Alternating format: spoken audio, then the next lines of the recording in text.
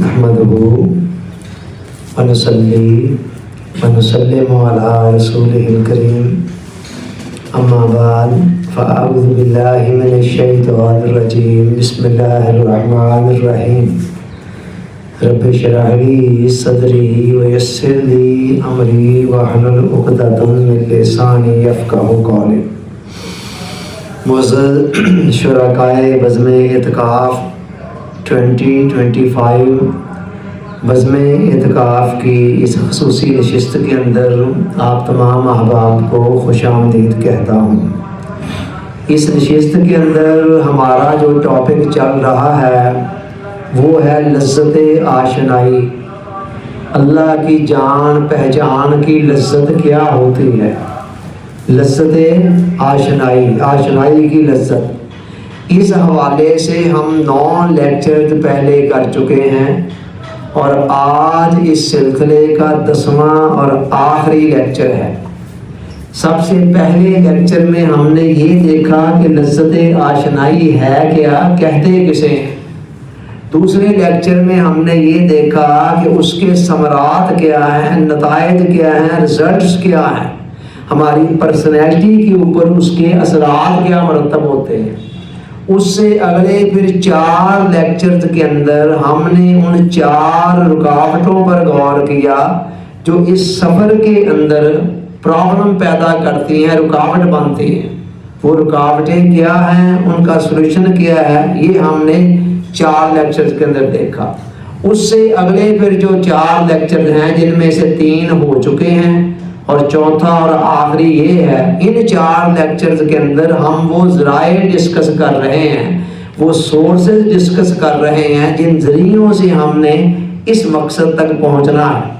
تو اس حوالے سے 3 بیان ہو چکے ہیں، آج چوتھا اور آخری سورس ہے اور اس سورس کا نام ہے اتباع سنت، حضور علیہ السلام کی سیرت طیبہ سنت مطہرہ کی حتی الوسع پیروی کرنا۔ اللہ رب العزت نے جب حضرت آدم علیہ السلام کو دنیا میں بھیجا تو بھیجتے وقت قرآن بتاتا ہے کہ اللہ تعالیٰ نے ایک اناؤنسمنٹ کی تھی، فرمایا اے آدم اے حوا آپ دونوں کو دنیا میں بھیج رہا ہوں، وہاں جا کر آپ نے اب کچھ عرصہ قیام کرنا ہے، وہاں آپ کی اولادیں بھی ہونی ہیں۔ فَإِمَّا يَأْتِيَنَّكُم مِّنِّي هُدًى فَمَن تَبِعَ هُدَايَ فَلَا خَوْفٌ عَلَيْهِمْ وَلَا هُمْ يَحْزَنُونَ۔ میں اپنی طرف سے وقتاً فوقتاً تمہیں ہدایت بھیجتا رہوں گا۔ ہدایت سے مراد زندگی گزارنے کے جو اصول ہیں، ضابطے ہیں، قانون ہیں، وہ سینڈ کرتا رہوں گا۔ اور اس کے بعد فمن تابع ہدایا فلا خوف علیہم ولا هم یحزنون، جو شخص میری ہدایت کو فالو کرے گا جس زمانے میں مرضی رہ رہا ہو، فلا اس کے اوپر نہ کوئی خوف رہنے دوں گا نہ غم رہنے دوں گا۔ اخروی انعام الگ ہے، دنیاوی زندگی کے اندر صلہ یہ دوں گا کہ ان کی زندگی کو خوف اور غم سے پاک کر دوں گا۔ یہ نہیں ہے کہ خوف اور غم کے حالات آئیں گے، نہیں آئیں گے صحیح، لیکن یہ ہے ان کے دل کو ایسا بنا دوں گا ساروں پروف، جیسے واٹر پروف گھڑیاں ہوتی ہیں کہ باہر رہیں، غموں کے اثرات، حالات کے اثرات اندر تک نہ جائیں۔ تو عارف کا جو دل ہوتا ہے وہ ساروں پروف ہوتا ہے، غم پروف ہوتا ہے، باہر کی چھوٹی موٹی الجھنیں، کلفتیں، ٹینشنیں اس کا کچھ نہیں بگاڑ سکتی۔ تو اللہ رب العزت نے اس وعدہ الہی کے مطابق ہر دور کے اندر پیغمبر بھیجے اور 1 لاکھ سے زائد ہے ان کی تعداد، 1.25 لاکھ کے لگ بھگ تقریباً جو پیغمبر مجموعی طور پر آج تک آئے، مختلف زمانوں میں، مختلف اوقات میں، مختلف ممالک میں، مختلف جگہوں میں، جہاں جو بھی تھا آتے رہے تا آگے اس سلسلہ نبوت کی آخری کڑی، نبوت کا شاہکار، تاجدار کائنات، امام الانبیاء حضور علیہ السلام ختم نبوت کا تاج پہن کر آ گئے اور آپ نے آ کر اعلان کر دیا کہ انا خاتم النبیین، میں آخری نبی ہوں، لا نبی بعدی، میرے بعد اب نبوت کا سلسلہ مکمل طور پر ختم ہو رہا ہے، یہ چیپٹر اب کلوز ہو رہا ہے، یہ باب بند ہو رہا ہے۔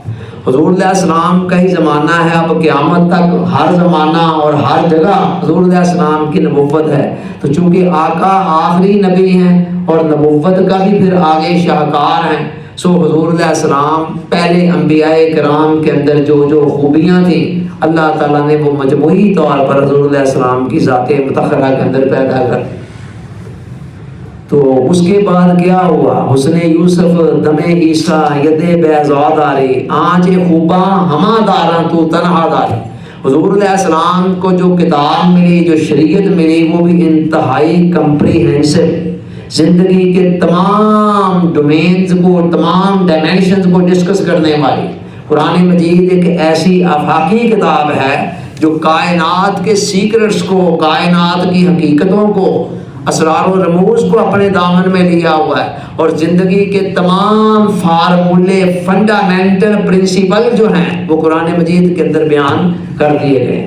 اس کے ساتھ ہی ساتھ حضور علیہ السلام کی اپنی سیرت طیبہ جو قرآن کی آگے ایکسپلینیشن ہے، انٹرپریٹیشن ہے، وہ بھی اتنی کمپریہنسو ہے، اتنی جامع ہے اور اتنی صحت کے ساتھ محفوظ ہے کہ دنیا کے اندر دوسری کوئی مثال ایسی نہیں ملتی ہے کسی بڑے سے بڑے لیڈر کی. اس کے حالات زندگی اتنی تفصیل کے ساتھ کتابوں کے اندر قلم بند ہو.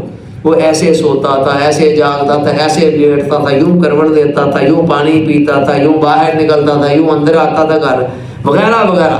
مائنر سے مائنر حرکت جو حضور علیہ السلام کی تھی، ایون حضور علیہ السلام کا کلام تو کیا، حضور علیہ السلام کے سکوت، خاموشی تک کے احوال بھی قلم بند کر دیے گئے. یہ اللہ تعالیٰ کے ایک خاص ارینجمنٹ تھا، انتظام تھا.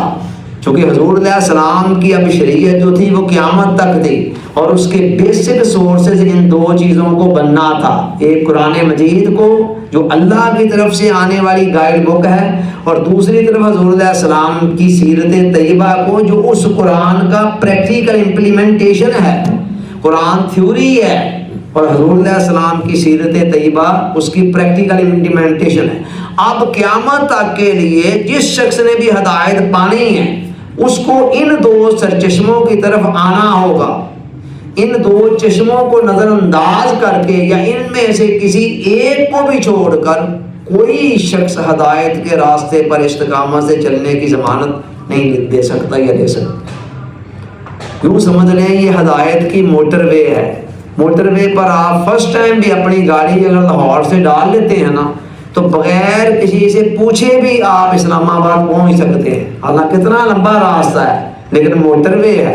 تو جہاں آپ موٹر وے سے نیچے اترے کسی برانچ کے اندر چلے گئے تو وہاں پھر اللہ ہی مالک ہے. پہنچتے ہیں نہیں پہنچتے پھر گارنٹی کوئی نہیں ہے. پھر کئی بھول بھلیاں ہیں 100، لیکن موٹر وے کے اوپر کوئی بھول بھلی نہیں ہے. تو یہی بات آقا نے فرمایا قد ترکت فیکم امرین. یہ حضور علیہ السلام کے آخری خطبے کے الفاظ ہیں. آخری خطبے کے اندر جو اپنے مثال سے کچھ عرصہ پہلے دیا تھا خطبہ حجۃ الوداع، حج کا خطبہ، اس کے الفاظ ہیں. آقا نے فرمایا قد ترکت فیکم امرین، تمہارے درمیان دو چیزیں چھوڑ کر جا رہا ہوں. ان تمسکتم بہما لن تضلوا ابدا، اگر ان دو کو مضبوطی سے تھام لو گے تو تم کبھی گمراہ ہو ہی نہیں سکتے. وہیا کتاب اللہ و سنت نبی، یہ اللہ کی کتاب ہے اور میری سنت ہے. اللہ خیر تھا. اب جس کے ایک ہاتھ میں قرآن ہے، دوسرے میں سنت ہے، سیرت طیبہ ہے، وہ سیدھے پہنچ جائے گا سارے کچھ. اللہ کی محبت، معرفت، قرب، وصال، آشنائی، سارا کچھ اس کو ملتا چلا جائے گا اس کے اپنے ظرف کے مطابق. لیکن مسئلہ یہ ہے کہ نسخہ جتنا مرضی قیمتی ہو اس کا فائدہ کم ملتا ہے جب اس پر عمل کیا جائے.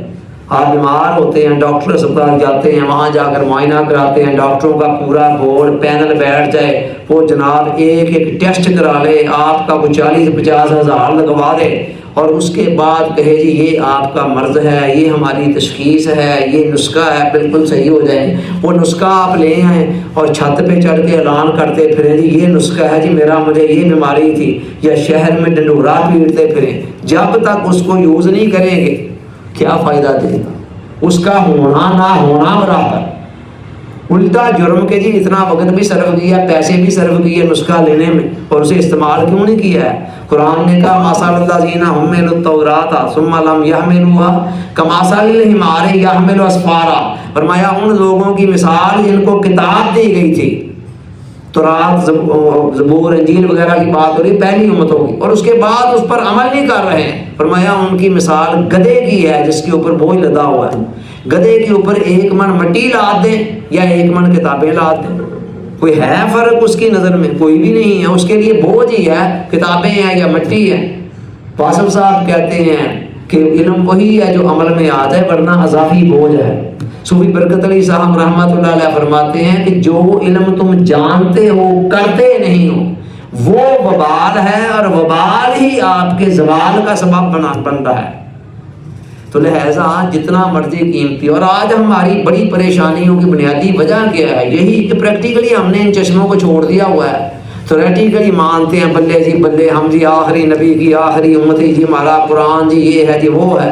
لیکن قرآن کا فنکشن کیا رہ گیا ہے؟ بیٹی کو جہیز میں دینے کے لیے, مردوں کے پاس پڑھنے کے لیے, یا بعد میں ختم دلانے کے لیے. جو زندوں کی زندگی کا دستور تھا, منشور تھا, اسے ہم نے مردوں کا دستور بنا دیا ہے. ٹھیک ہے, وہ اپنی جگہ پر وہ بھی اس کے پلس پوائنٹس ہیں, بینیفٹس ہیں, آپ لیں وہ بھی, لیکن زندگی کے اندر اس کو شامل کیا جائے. تو بتا یہ رہا تھا کہ حضور علیہ السلام کی سیرت طیبہ اتنے کمال کی چیز ہے. جب یہ قرآن کے ساتھ ملتی ہے تو آپ کی گمراہی کے راستے ختم ہو جاتے ہیں, امکانات ختم ہو جاتے ہیں, جب تک آپ اس پر چل لیں. جیسے جب تک آپ موٹر وے پہ جا رہے ہیں ستے ہی خیال آئے, ٹھیک ہے, تب تک آپ گمراہ نہیں ہو سکتے ہیں. اسلام آباد ہی پہنچیں گے, چلتے چلے جائیں, اللہ خیر دا, خود بخود ہی آ جائے گا پنڈی اسلام آباد. اچھا, دین کا جو معیار ہے نا, حضور علیہ السلام کی سیرت طیبہ کی اہمیت کو سمجھیں. اللہ تعالیٰ نے حضور علیہ السلام کی ذات مبارکہ کو دین کا ایک سٹینڈرڈ کرائٹیریا بنایا, معیار بنایا ہے. اور اس کے اندر 2 چیزیں ہیں. ایک حضور علیہ السلام کی جینین محبت ہے جو ہر ایمان والے کو دل کے اندر ہونی چاہیے, اور ہے بھی. کیا سمجھتے ہیں؟ اللہ تعالیٰ کسی بندے پر اس کی طاقت سے بڑھ کر بوجھ نہیں ڈالتا. دوسری حضور علیہ السلام کی اتباع ہے. دونوں چیزیں ملتی ہیں تب نتائج ملتے ہیں. دونوں کے حوالے سے ایک ایک حدیث کوٹ کر کے آگے بڑھتا ہوں.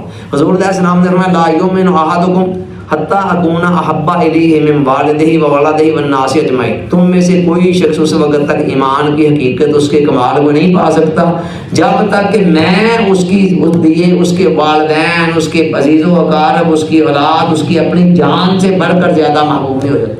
اچھا, یہ حدیث تو آپ نے کئی دفعہ سنی ہوئی ہے, ڈیفینیٹلی سنی ہے. اب میں آپ کو دوسری حدیث سنا رہا ہوں, وہ کتنوں نے سنی ہے, کتنی مرتبہ سنی ہے. حضور علیہ السلام فرماتے ہیں کہ اس کو کہتے ہیں میٹھا میٹھا ہپ ہپ, کڑوا کڑوا تھو تھو. بس ٹھیک ہے جی, محبت کا بیان کرنا ہے تو ہر چوتھے سٹیج پر یہ نظر آئی. دوسری حدیث کے اندر حضور علیہ السلام فرما رہے لا یؤمن احدکم حتی یکون ہواہ تب علما جئت بہ. تم میں سے کوئی شخص اس وقت تک بھی ایمان کی حقیقت, اس کے کمال, اس کی لذت حلاوت, اس کے ثمرات کو نہیں پا سکتا جب تک کہ اس کی جو خواہشات ہیں وہ میری لائی ہوئی شریعت کے تابع نہیں ہو جاتی. یہ دوسری حدیث ہے. دونوں ملتی ہیں تو جناب کمال کے نتائج ہیں, ایمان کی صحیح حلاوتیں بندے کو نصیب ہونا شروع ہو جاتی ہیں. تو حضور علیہ السلام کی اتباع سیرت یا اتباع سنت کی ہم بات کر رہے ہیں. قرآن نے کہا قل ان کنتم تحبون اللہ فاتبعونی. میرے حبیب ان کو بتا دو اگر تم اللہ سے محبت کرتے ہو یا محبت کرنا چاہتے ہو. دونوں صورتوں کے اندر شرط ایک ہی ہے, فاتبعونی, میری اتباع کرنی پڑے گی. محبت کرتے ہو یا کرنا چاہتے ہو, اس کی شرط ہی ایک ہے, تمہارا یہ دعویٰ ایکسیپٹیبل ہی اس وقت ہوگا جب میری سنت اور سیرت کی اتباع کرو گے. اور اتباع اور اطاعت 2 لفظ ہیں, دونوں پیروی کے معنوں میں, فالو کرنے کے معنوں میں آتے ہیں, لیکن دونوں میں ایک مائنر سا فرق ہے. اطاعت سے مراد مطلقاً پیروی ہے کہ جی ایک ماتحت ہے, وہ بھی اپنے باس کی کر رہا ہے, چاہے اندر سے باس کو گالیاں دے رہا ہو, لیکن کیا ہے اس کی مجبوری ہے, تو بات تو وہ بھی مان رہا ہے.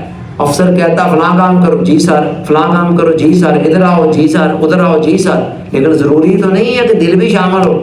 مگر اتباع اس پیروی کو کہتے ہیں جس میں آپ کا ظاہری نہیں, آپ کے باطن کا انگ انگ, آپ کا پورا وجود شامل ہو. یعنی آپ پہلے سے منتظر ہوں کہ محبوب کچھ کہے اور ہم امپلیمنٹیشن کریں, اور پھر جب آپ سنیں بات تو آپ دل و جان سے اس کی اطاعت پر آمادہ ہوں. یہ ہے اتباع. اس کا مطلب اس کے اندر ہی دونوں چیزیں آ گئی, محبت بھی آ گئی اور فالو کرنا بھی آ گیا. تو اللہ نے کہا ان کو کہیں فاتبعونی، تمہارا دعویٰ محبت کا اللہ کے ساتھ اس وقت مانا جائے گا جب میری اتباع کرو گے، اور جب میری اتباع کرو گے تو تمہارے اس دعوے کو بھی ایکسیپٹ کر لیں گے اور ساتھ تمہیں اضافی انعام دیں گے۔ یحببکم اللہ، اللہ خود بھی تم سے محبت کرنی شروع کر دے گا۔ اب بتائیے آگے کچھ رہ جاتا ہے؟ ذرا سوچیں آگے کیا رہ جاتا ہے کہ آپ اللہ سے محبت کر رہے ہو، اللہ آپ سے محبت کر رہا ہو۔ جب اللہ نے آپ سے محبت کرنی شروع کر دی تو پھر اللہ کے سارے خزانے بھی اب آپ کے اپنے ہیں۔ پھر آپ کہہ سکتے ہیں جی میں دنیا کا سب سے مالدار شخص ہوں۔ اللہ کہے کیسے ہو، تیری جھونپڑی ہے، تیرے پاس مکان بھی اپنا نہیں۔ آپ کہیں کہ میں اللہ سے محبت کرتا ہوں، اللہ مجھ سے کرتا ہے، تو یہ جتنے خزانے اللہ کے سارے میرے ہی ہیں پھر، ٹھیک ہے۔ اچھا جی، آپ یہاں ایک نقطے کی بات سمجھیں کہ یہ اللہ تعالیٰ نے یہ کیوں کہا کہ میں تم سے محبت کرنی شروع کر دوں اگر میرے محبوب کی اتباع کرو۔ آئیے ایک راز یہاں سے پردہ اٹھاؤں ایک راز سے۔ خدا حدیث قدسی میں آتا ہے، اللہ کہتا ہے کنت کنزا مخفیا، میں ایک چھپا ہوا خزانہ تھا، فاحببت، میں نے اس سے پسند کیا اس بات کو، ان او رافع، اس لفظ پر غور کیجئے، میں جانا جاؤں، میں پہچانا جاؤں۔ ہمارا ٹاپک کیا چل رہا ہے؟ لذت آشنائی، آشنائی یہی او رافع، معرفت، اسی کی بات ہے۔ اچھا جی، میں نے چاہا کہ میں جاننا چاہوں، فخلقت خلقا، میں نے مخلوق پیدا کر دی۔ اب اللہ ہے کیا جس کو ہم نے جاننا ہے، ٹھیک ہے؟ اللہ کی ایک ذات ہے اور اس کی صفات ہیں دوسری، دو چیزیں ہیں جو مل کر اللہ بنتی ہیں۔ اللہ دو چیزوں کے مجموعے کا نام، ایک ذات کا، دوسرا صفات کا۔ جہاں تک اس کی ذات کا تعلق ہے وہ تو اللہ تعالیٰ قرآن نے کہہ دیا لیس کمثلہ شیء، میری مثل ہی کوئی نہیں ہے، تو لہٰذا وہ عقلوں میں تو کبھی نہیں آ سکتا، اور حضور علیہ السلام نے منع فرما دیا کہ اللہ کی ذات پر غور نہیں کرنا، تو لہٰذا یہ ایک چیز تو ہوگی نا ایک سائڈ پہ، دوسری بچی نا پھر اللہ عقلوں میں، جو عقلوں میں آ جائے وہ اللہ نہیں ہے، اور جو اللہ ہے اس نے عقل میں آنا نہیں۔ ہاں وہ آنا چاہے دل میں آ جاتا ہے، کہتا لا یسعنی ارضی ولا سمائی ولکن یسعنی قلب عبد المؤمن، کہتا زمین و آسمان کے اندر میں کہیں نہیں سماتا ہوں، جب سمانے پہ ہوں تو بندہ مومن کے دل میں سما جایا کرتا ہوں۔ واصف صاحب اسی لیے کہتے ہیں کہ یار جلوہ بن کر دل سے گزر جاتا ہے اور آنسو بن کر آنکھ سے ٹپک پڑتا ہے، ٹھیک ہے۔ اچھا جی، تو اب کیا ہے؟ اب اللہ کی پیچھے صرف صفات ہی بچتی ہیں، جن کی طرف اشارہ کرتے ہوئے عارف کھڑی شریک نے کہا تھا کہ وحدہ لا شریک الہی صفتاں نال صحاب۔ اچھا، اب پھر جاننا کس کو تھا ہم نے؟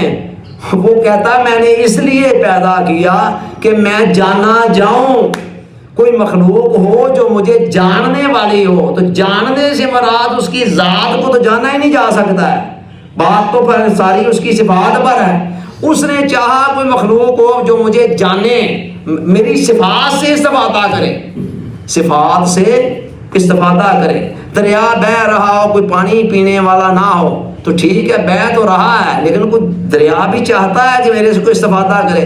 خدا چاہتا تھا کہ میری صفت رحمت سے، صفت ربوبیت سے استفادہ کرے، اس کے لیے اس نے مخلوقات پیدا کر دی، بے شمار چرند پرند درند سارے استفادہ کر رہے ہیں، لیکن ساتھ وہ ایک اور چیز بھی چاہتا تھا کہ ان او رفا، کوئی میری صفات کو جان کر میری صفات کا کوئی مظہر بنے، یعنی اس کے اندر سے میری صفات چھلک رہی ہوں۔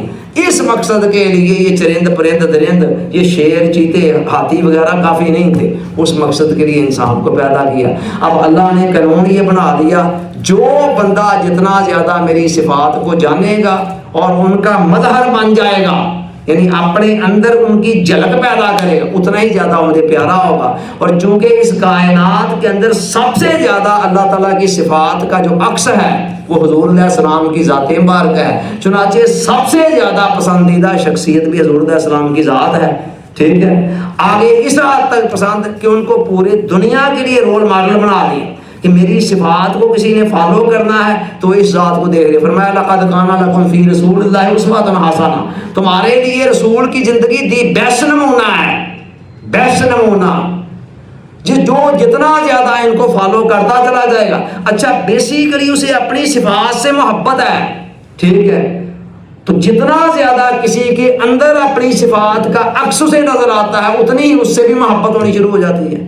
خدا نے کہا صبغۃ اللہ ومن احسن من اللہ صبغہ، اللہ کا رنگ اپناؤ اور اللہ کے رنگ سے بہتر رنگ کون سا ہے؟ ہم نے کہا یا اللہ تیرا رنگ کون سا، نیلا ہے، پیلا ہے، کالا ہے، گورا ہے، کیا ہے تو کون سا تیرا رنگ اپناؤ؟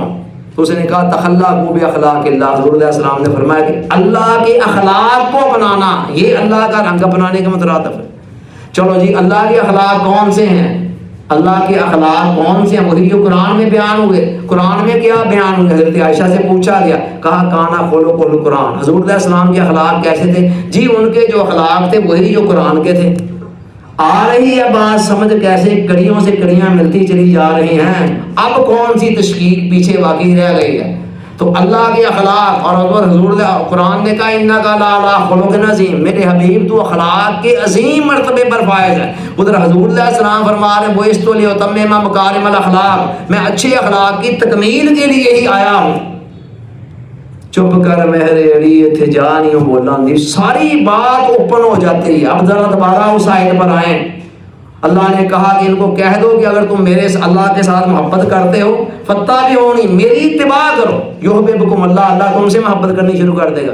وجہ کہ حضور علیہ السلام اللہ کی ذات صفات کا پرتاؤ ہیں، عکس ہیں، جو جتنا زیادہ حضور علیہ السلام کو فالو کرے گا اتنا ہی زیادہ اللہ کی صفات کا عکس اس میں بھی آتا چلا جائے گا، اور چونکہ اللہ کو اپنی صفات سے بہت محبت ہے لہذا اللہ تعالیٰ اس سے بھی محبت کرنی شروع کر دے گا۔ جی میرا خیال ہے بڑا کلیئر ہوگی، آگے چلتے ہیں۔ آگے یہ ہے کہ آپ غور کریں کہ حضور علیہ السلام کی جو سنت ہے اس کی بھی دو قسمیں ہیں۔ ایک سنت ظاہری ہیں اور ایک باطنی ہے۔ ظاہری سے مراد پانی 3 سانس میں پینا ہے، مسواک ایسے کرنی ہے، کھانا ایسے کھانا ہے، وغیرہ وغیرہ۔ اور باطنی کیا ہے؟ اندر کے احوال، دل کے احوال، دل کو حسد سے، بغض سے، کبر سے، نفرت سے، کدورت سے خالی رکھنا ہے، وغیرہ وغیرہ، یہ باطنی ہے۔ اول تو ہم آتے ہی نہیں ہیں سنتوں کی طرف، اور آ بھی جاتے ہیں نا تو زیادہ سے زیادہ ظاہر تک، وہی میٹھا میٹھا ہپ ہپ، اور باطنی ذرا مشکل ہے۔ اور یہ بڑا آسان ہے جی 3 سانس میں پانی، بڑی بات ہے، یہ بھی کوئی چھوٹی سی بات نہیں ہے کہ آپ پانی پیتے وقت 3 سانس اس بنا پر لیں کہ آپ کے آقا نے لیے تھے، یہ بھی بڑے کمال کی بات ہے۔ لیکن اس سے بڑے کمال کی بات پھر یہ ہے کہ آپ کے باطن کے اندر بھی اخلاق وہ چھلک رہے ہوں، وہاں بھی آپ حضور علیہ السلام کی سنتوں کو فالو کر رہے ہوں۔ تو ہوتا کیا ہمارے ساتھ، ہم ظاہر کو فالو کرتے ہیں، بس یہ ظاہر تک رہ جاتے ہیں، باطن تک جاتے کم ہیں۔ مثلا حضور علیہ السلام کو زمانہ جاہلیت کے اندر جو 2 القاب ملے تھے یاد ہیں وہ کون سے تھے؟ ایک صادق اور دوسرا امین، یہ 2 تھے جو جاہل لوگوں نے، غیروں نے دیے، حضور علیہ السلام نے مان کرنے لیے، یہ ان کا کردار تھا۔ آئیے کتنا کم سوچتے ہیں اس بات کو، یہ کیا حضور علیہ السلام کی سنت نہیں ہے؟ صادق ہونا حضور علیہ السلام کی سنت نہیں ہے؟ امین ہونا حضور علیہ السلام کی سنت نہیں ہے؟ وعدے کی پابندی کرنا حضور علیہ السلام کی سنت نہیں ہے؟ وغیرہ وغیرہ۔ غور کریں نا ذرا، حضور علیہ السلام نے پوری زندگی ایک دفعہ بھی اپنی ذات کے لیے انتقام نہیں لیا۔ ومن انتقم رسول اللہ صلی اللہ علیہ وسلم نے نفس ہی قطو، حضرت عائشہ کے الفاظ، کبھی انتقام نہیں لیا۔ تو انتقام اپنی ذات کے لیے نہ لینا، کیا یہ حضور علیہ السلام کی سنت نہیں ہے ساری زندگی؟ تو ان پر ہم نے کبھی غور نہیں کیا ہے، سوچیں ذرا۔ اسی طرح حضور علیہ السلام نے ایک صحابی کو فرمایا کہ اگر تو اسے ہو سکے نا تو صبح اس حال میں کیا کر کہ تیرے دل میں کسی کے حوالے سے کلو ہم کوئی میل کچیل نہ ہو، اور آگے فرمایا ہے میرے بیٹے یہ میری سنت ہے، ٹھیک ہے؟ تو یہ سنت نہیں ہے کہ آپ کو رات کو سوتے وقت جہاں آپ سے غلطیاں کوتاہیاں ہوئیں اللہ تعالیٰ سے معافی مانگ لیں، اور جہاں کہیں دوسروں نے کی ہیں آپ کہیں کہ یا اللہ میں تیری رضا کی خاطر ان کو معاف کر رہا ہوں، اور صبح اٹھے تو صاف دل کے ساتھ اٹھے۔ تو یہ کتنی چیزیں ہیں، یہ ہم اگنور کرتے ہیں۔ تو لہٰذا ظاہر کو بھی لیں، باطن کو بھی لیں۔ اب سوال یہ ہے کہ سنتیں بھی ایک سمندر ہیں، تو بندہ کہاں سے شروع کرے، کہاں ختم کرے؟ تو اس حوالے سے میں نے پچھلے دنوں بھی کسی لیکچر میں کہا تھا کہ میں نے ایک بزرگ کا یہ قول پڑھا اور بڑا اچھا لگا کہ 3 سنتیں ایسی ہیں جن کو آپ نقطہ آغاز کے طور پر اپنا لیتے ہیں، ان پر عمل شروع کرتے ہیں، تو ایک تو ان سے بڑی برکتیں ملیں گی، دوسرا ان کی وجہ سے آگے مزید سنتوں پر عمل کے دروازے کھلیں گے۔ وہ کیا تھی؟ نمبر ایک کیا تھی؟ سلام۔ سلام کی کثرت، اتنی کثرت کہ حتی الفسا اس میں ٹہل کرنا، یہ بھی حضور علیہ السلام کی سنت ہے، جہاں تک ممکن ہو سکے ٹہل کرنا سلام کے اندر۔ اور آقا نے فرمایا تم اس وقت تک جنت میں نہیں جا سکتے جب تک مومن نہ ہو، اور اس وقت تک مومن نہیں بن سکتے جب تک آپس میں ایک دوسرے سے محبت نہ کرو۔ اور میں تمہیں بتاؤں گا نسخہ جو تمہارے درمیان محبت پیدا کر دے، فرمایا افشوا السلام، سلام کو عام کرو، جتنا زیادہ سلام پھیلاؤ گے، عام کرو گے، اتنی آپس میں محبت بڑھے گی، ٹھیک ہے۔ تو دوسری کیا تھی سنت؟ دائیں ہاتھ سے کسی کو کوئی چیز دیتے وقت دینا دائیں سے ہی دینا۔ حضور علیہ السلام نے فرمایا جو چیز بھی کسی کو دیا کرو دائیں سے، لیا کرو دائیں سے، چونکہ شیطان بائیں سے دیتا ہے، بائیں سے لیتا ہے، آپ نے شیطان کی مخالفت کرنی ہے۔ ویسے بھی شریعت کے اندر ہر اچھا کام جو ہے وہ دائیں سائڈ سے کرنا زیادہ پسند کیا گیا، یہ دوسری ہے۔ اب اس کے موقع بھی دن میں کتنی دفعہ آتے ہیں؟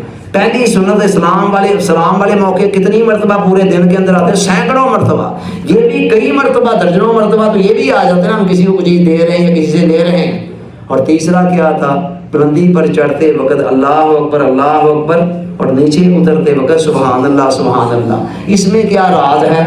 اللہ اوپر چڑھتے ہوئے بندہ اقرار کر رہا ہے کہ یا اللہ میں جتنا مرضی اوپر چلا جاؤں تو مجھ سے اوپر ہے، تو مجھ سے بلند ہے، میں تیرے سے نیچے نیچے ہی ہوں، ٹھیک ہے۔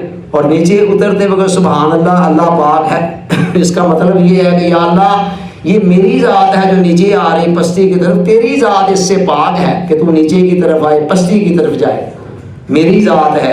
تو یہ سبحان اللہ اس کا فلسفہ۔ تو اب یہ تین سنتیں ایسی ہیں جن پر عمل کرنے کے موقع بھی بہت زیادہ ہیں، ٹھیک ہے۔ سارے دن میں کئی آتے ہیں، بہت ساری برکتیں یہاں سے لیں، اور جب ان پر امپلیمنٹیشن کریں گے تو اس کے نتیجے میں اور کئی چیز سنتوں پر عمل کے دروازے کھلیں گے۔ جیسے کہ صوفی برکت علی صاحب رحمۃ اللہ نے فرمایا کہ کسی ایک عمل پر استقامت دھوم مچا دیتی ہے، حالات اور واقعات کو بدلنے پر مجبور کر دیتی ہے، اور پھر اس استقامت کے نتیجے میں کسی دوسرے عمل کی توفیق ملتی ہے، پھر اس پر استقامت کے نتیجے میں کسی تیسرے کی توفیق ملتی ہے۔